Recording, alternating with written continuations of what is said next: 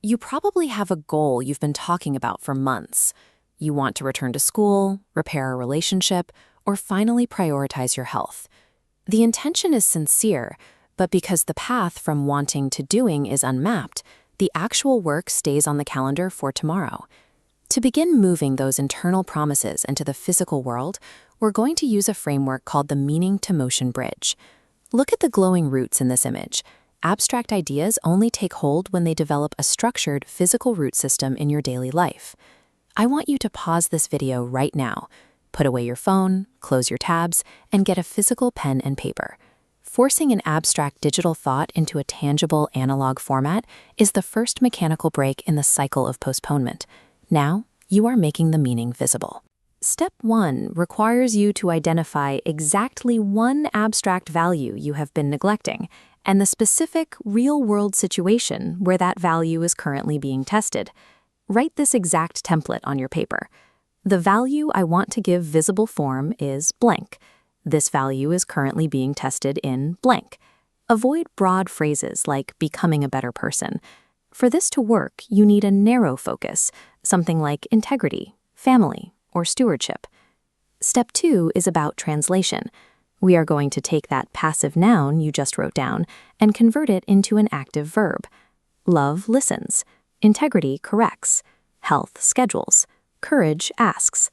When a value stays a noun, it remains a concept you admire. When you turn it into a verb, it becomes an operating principle you can actually use. Step 3 is the agency filter. This is where we separate the outcome you desire from the action you actually control. You cannot control whether a committee admits you to a program, but you have total control over submitting an accurate application. Write this down to isolate your controllable move. The result I desire is blank. The action actually under my control is blank. Before locking this in, we must run it through the responsibility test. A meaningful motive is never an excuse for an irresponsible choice. Is this action lawful? Is it ethical? Is it physically and emotionally safe? And do you have the authority to perform it? Filtering your action through these boundaries ensures your plan is viable and prevents you from attempting to control things outside your reach. Step 4 is the cue and action plan. We are anchoring the behavior to a specific environmental trigger, so you don't have to rely on feeling motivated. Write this formula. When blank occurs, at blank, I will blank.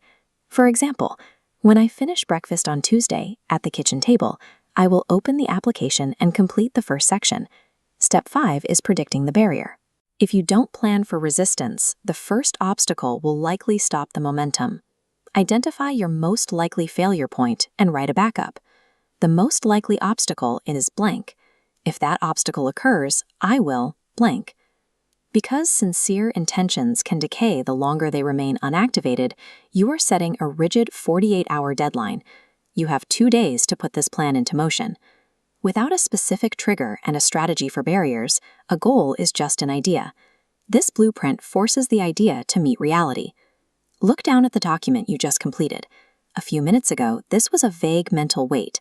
Now it is a defined event with a physical location, a known trigger, and a prepared response for when things go wrong. Once you execute the action, use these 3 lines to process the result. The action clarified blank. I still do not know blank. The responsible next question is blank. You have crossed the bridge. Now go execute the plan. Meaning does not require constant motion, but it remains useless until it directs a real choice.